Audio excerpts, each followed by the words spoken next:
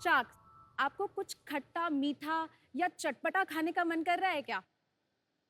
वो कच्ची कैरी को काले नमक में डुबोकर खाने का मजा ही कुछ और है। और वो खट्टी मीठी इमली, अरे मुंह में पानी आ रहा है अब तो। शार्क्स, हम देसीज को चटपटा बहुत पसंद है। अगर आप पैकेज फूड्स की हिस्ट्री देखेंगे तो बहुत विदेशी कंपनीज आई जो अपने साथ लाई काफ़ी अलग प्रोडक्ट्स, जैसे biscuits, chocolates, chewing gum, energy bar, breakfast cereal या नूडल्स भी। मगर इन्हीं में खो गया हमारे देश के अनोखे हजारों प्रोडक्ट्स। बट अब नहीं, क्योंकि हम लाए हैं गोदेसी। नमस्ते शार्क्स, मैं हूँ रक्षा कोठारी। और मैं हूँ विनय कोठारी, और हम हैं को-फाउंडर्स ऑफ गोदेसी फ्रॉम नम्मा, बेंगलुरु। गोदेसी ऐसी फूड ब्रांड है जो इमली, कच्चा आम जैसे अनोखे फ्लेवर्स के पॉप्स बनाती है। स्पाइसी लेमन, चटपटा मैंगो और अनोखे फ्लेवर्स को स्टैंडर्डाइज करती है, ब्रांड करती है और इनको विदेशी प्रोडक्ट्स के साथ कंधा से कंधा मिलाकर मार्केट में कंज्यूमर के सामने खड़ा करती है। हमने शुरुआत करी थी देसी पॉप से, जो हमारा एक वायरल हिट है। और हमारी दूसरी कैटेगरीज हैं देसी मीठा, देसी बाइट्स और देसी मिंट्स। आज गोदेसी प्रोडक्ट्स भारत में 25,000 स्टोर से भी ज़्यादा में उपलब्ध हैं। हमारे प्रोडक्ट्स हमारी वेबसाइट और क्विक कॉमर्स जैसे प्लेटफॉर्म्स में भी अवेलेबल हैं। हमारा विजन है कि गोदेसी एक ऐसा ब्रांड प्लेटफॉर्म बने जिसमें देसी प्रोडक्ट्स देश में नहीं विदेश में छा जाए। और इसलिए हमारी आस्क है 90 lakhs for 0.5% equity. So Sharks, are you ready to make Desi popular? With GoDesi. Raksha, Vinay, welcome to Shark Tank. Thank you. ये बताओ, आप लोग कनेक्टेड कैसे हो? हम भाई बहन हैं। अच्छा, पहले क्या करते थे? आफ्टर माई MBA मैंने ITC ज्वाइन किया, जहाँ पे मैंने सारे FMCG basically right from sourcing backend से लेके सेल्स एंड डिस्ट्रीब्यूशन और इवेंचुअली ब्रांड मैनेजर था मैं एक सनफीस्ट ब्रांड का। उसके बाद मैंने एक स्टार्टअप में 1 साल मार्केटिंग भी हेड किया एंड देन गोदेसी हैपेंड। और कौन सी स्टार्टअप में आपने मार्केटिंग हेड किया? एक स्टार्टअप का नाम था मैड रैट गेम्स, जो बोर्ड गेम स्टार्टअप थी। या I'm a B.Tech chemical engineering from RV college Bangalore. फिर उसके बाद मैंने शुरुआत करी KPMG से, जहाँ पे मैं एक एनालिस्ट थी। और उसके बाद मैंने अपना करियर को थोड़ा सा डाइग्रेस किया, काफ़ी NGOs के साथ काम किया। तो मुझे इम्पैक्ट देखना ग्राउंड लेवल पे, मतलब वो बहुत पसंद था। सो दैट्स वाई उसी डायरेक्शन में मैंने स्टार्ट किया। उसके बाद विनय ने जब गोदेसी स्टार्ट किया तो वो मेरी विजन से भी अलाइन करता था कि ग्राउंड लेवल पे इम्पैक्ट आ रहा है, तो फिर मैंने विनय को ज्वाइन किया। बट इससे कोई रिलेशन नहीं है जो अभी तक किया है आपने, उससे इसमें कैसे एकदम से आए? मतलब ये कैसे चमका? तो मैं एक हाइक पे गया था, तो हाइक पे वेस्टर्न घाट्स में था। तो जब मैं नीचे आया, वहाँ पे एक चाय की टपरी पे एक जैक फ्रूट बार मैंने खाया वहाँ पे। तो वो बहुत टेस्ट लगा। तब मैं वहाँ दिमाग में आया कि ये ऐसे प्रोडक्ट्स बैंगलोर में क्यों नहीं अवेलेबल हैं। तो अप्रॉक्सीमेटली 30 किलो का उस कोऑपरेटिव के पास अलग अलग सामान थे, बहुत सारे अलग अलग। तो उनको लिया और एक फ्ली मार्केट में सेट कर दिया। और 3 दिन के लिए हम लोगों ने स्टॉल बुक करी थी और पहले दिन में ही सब कुछ सेल आउट हो गया। तो तब वहाँ पे दिमाग में आया कि अगर रीजनल प्रोडक्ट्स को ऑथेंटिसिटी मिले ब्रांड की, ट्रस्ट मिले ब्रांड का और डिस्ट्रीब्यूशन, तो बहुत बड़ा ब्रांड हो सकता है। अच्छा, मेरे 2 बच्चे आपकी वो जो इमली है उसके बहुत बड़े फैंस हैं। हमारे घर में वो टैंजी इमली हमेशा रहता है। कौशिक को भी बहुत पसंद है। Thank you. अच्छा, मैं अमन का डायलॉग बताती हूँ, आप कुछ खिलाने वाले हैं? हाँ, बिल्कुल। मतलब ऐसे बचपन की याद आ जाएगी। we take one all. ये ऑरेंज वाला इमली है।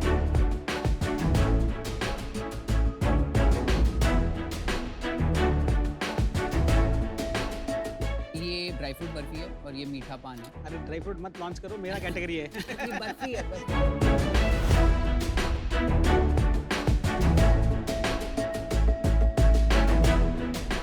मीठा पान इज अमेजिंग।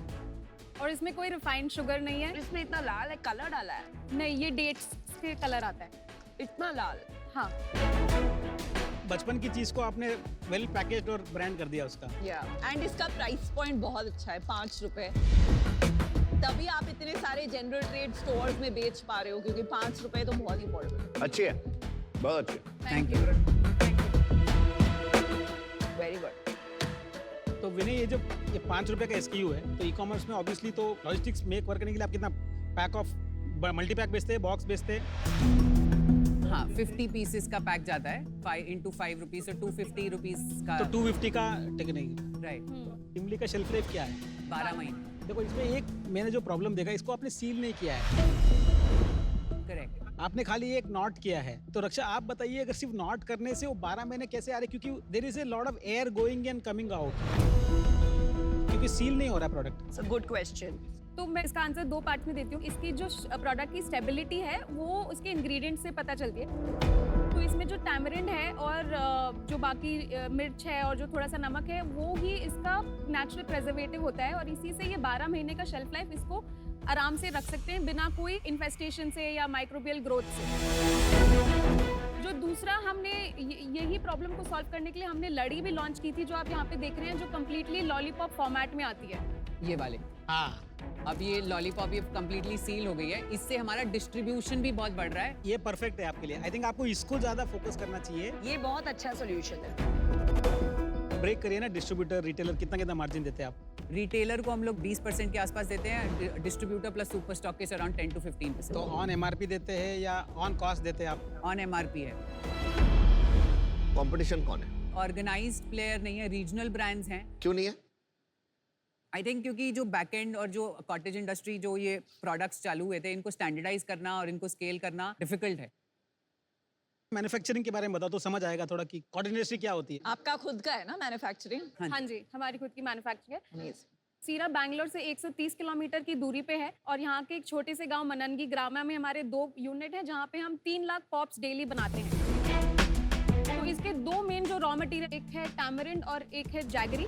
उसका पीएच लेवल, उसका एसिडिक लेवल सब कुछ कंट्रोल करके हमको आता है। तो इस लेवल तक हमने ये स्टैंडर्डाइज करा है। यहाँ पे हम ऑलमोस्ट 250 महिलाओं को एम्प्लॉयमेंट देते हैं 2 यूनिट्स में, जहाँ पे ये 3 लाख पॉप्स डेली बनाती हैं। आपके वीडियो में एक इम्पोर्टेंट चीज नहीं दिखी कि ये जो है इमली जो इस स्टिक पे रैप की है, हाँ, वो प्रोसेस ऑटोमेटेड है कि मैनुअल है, वो दिखाने? वो अभी मैनुअल है। तो उसमें हाइजीन का आप कैसे ध्यान रखती हैं? जो वुमेन इनको लगाती हैं वो पूरा ग्लव्स है, जहाँ पे नॉन कॉन्टैक्ट पार्ट है, जो पैकेजिंग वाला पार्ट है वो बिना ग्लव्स के करते हैं। ये भी एक रीजन है क्योंकि ये ऑटोमेट करना इसको बहुत मुश्किल है। करेक्ट। हाँ जी, तभी बहुत सारे ब्रांड्स है नहीं ये कैटेगरी में, क्योंकि बिना ऑटोमेशन के उसको स्केल नहीं कर पाते हैं। राइट। और एक बहुत इंपॉर्टेंट बात कि आपने इतने महिलाओं को रोजगार दिया है, और typically village women, I think that is a great commendable thing what you are doing. चलो अभी सेल्स बताइए। 2018-19 में we had done around 60 lakhs, then we went to 2.4 crores, 19-20, then 8.5 crores, Wow, that's amazing. then 16.3 crores, and this year we'll close at 28 crores. हमारा last महीने का number है 2.7 crores. Lovely, super number. अरे but 28 crore sales पे 180 crore valuation कैसे लगाया आपने? हाँ, वो थोड़ा वो उसमें नॉस्टैल्जिया नहीं आया उसमें। नहीं, प्रायर राउंड है कोई? हाँ जी, बताइए। अभी हमने रिसेंटली जून में हमारा सीरीज ए राउंड क्लोज किया था, दैट वाज एट 120 करोड़. थोड़ा कैप टेबल के बारे में बताइए ना, आपके पास कितना इक्विटी है, आपके पास कितना है, इन्वेस्टर्स के पास क्या है? सो मेरे और रक्षा के पास दोनों मिला के 38% है, plus ESOPs of around 5%, and rest of it is with angels. इतना डाइल्यूट कर दिया आपने? हाँ, मैं भी वही पूछने वाला था. एक सीरीज ए में इतना डाइल्यूट कैसे हो सकता है? नहीं, पहले एंजल राउंड्स भी हुए. अब रिग्रेट करते हैं इतना डाइल्यूट करना? नहीं, हमें एसेंशियली एक बड़ा ब्रांड बनाना है. Money is okay a part of the entire piece, but the idea is to create a much larger company जो हमारी जैसी कंपनीज को इंस्पायर करे कि ऐसे यूनिक रीजनल प्रोडक्ट्स भी ब्रांड बन सकते हैं और बड़े बन सकते हैं. लास्ट राउंड में हमने कितना पैसा उठाया था? 31 करोड़ 6 महीने पहले. हाँ, कितना पैसे अकाउंट में अभी? 24. बर्न है क्या इतने 2.7 करोड़ की सेल पे? हाँ, थोड़ा बर्न है हमारा. एबिटा बर्न अभी 15% का नेगेटिव चल रहा है. तो फिर माइनस 15% ऑन आपका जो 28 करोड़ का नंबर है, तो वो कितना आता है? आपका आता है 3-4 करोड़ साल का. हाँ, एंड वर्किंग कैपिटल तो आपका कुछ है नहीं, तो आपके इतने पैसे कहाँ गए? तो अभी काफ़ी सारा हम लोगों ने इन्वेस्टमेंट कर लिया है ऑन फिक्स, जो हम लोग अभी नई यूनिट डाल रहे हैं। तो टोटल कैपेक्स कितना गया है आपका? तो टोटल कैपेक्स अभी अप्रोक्सीमेटली हम लोगों का 6 से 7 करोड़ हमारा कैपेक्स में गया है।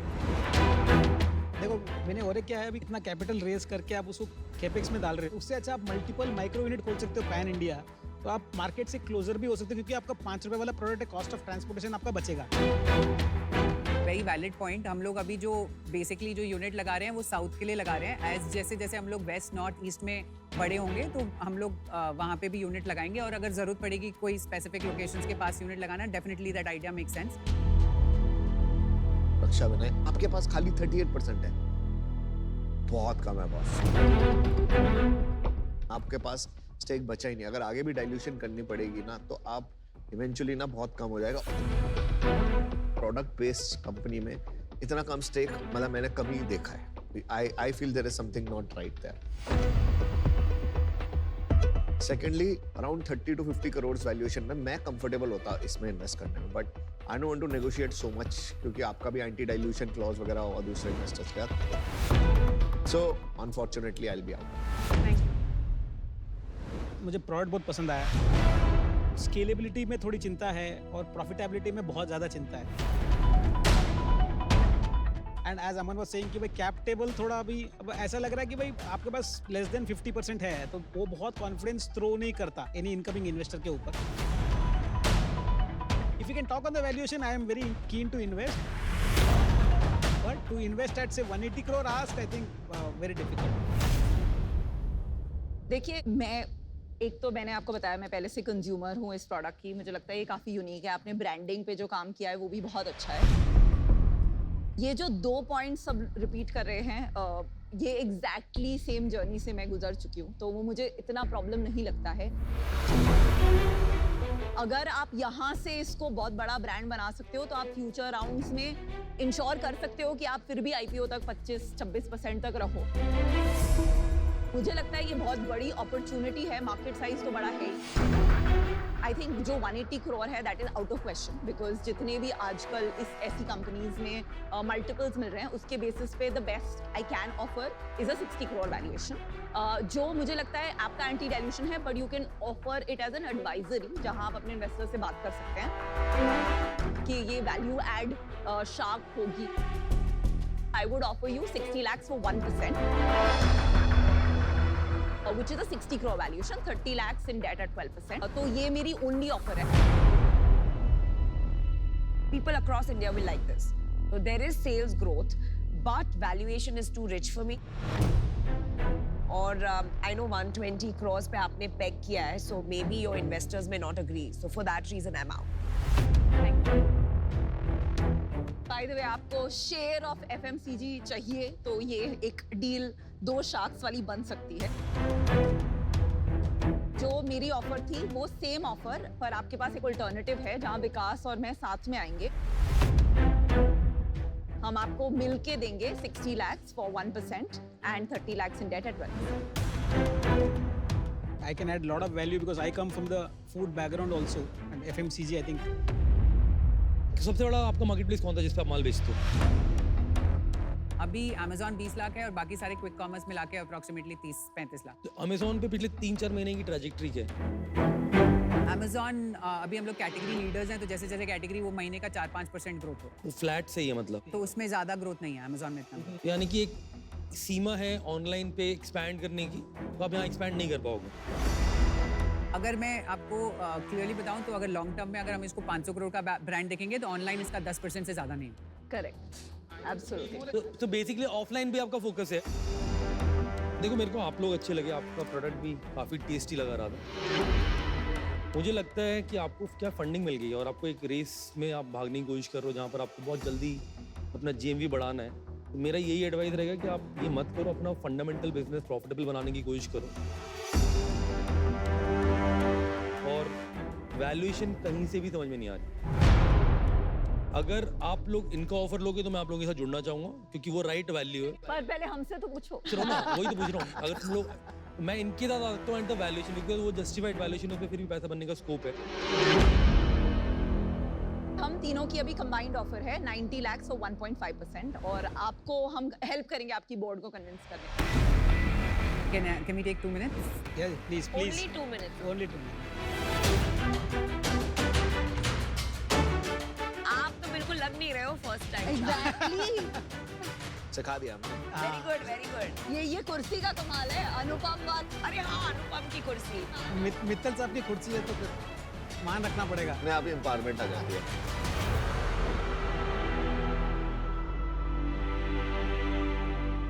आपने तो 1 मिनट के अंदर आ गए आप। जल्दी आ गए। अच्छा बताइए। Thank you so much Vinita, Vikas and Amit for the offer. But जैसे आपने बोला हमारे एग्जिस्टिंग इन्वेस्टर्स हैं तो हमारे पीछे प्रीवियस राउंड से नीचे जाना तो ऑलमोस्ट इम्पॉसिबल होगा। So will and I think उतना नेगोशिएशन का स्कोप होगा नहीं। नहीं होगा। बोर्ड को तो हम कन्विंस कर सकते हैं, कोई बड़ी बात नहीं। अगर आपको लगता है कि it will add lot of value then we should go. नहीं लगता, उन्हें नहीं लगता है।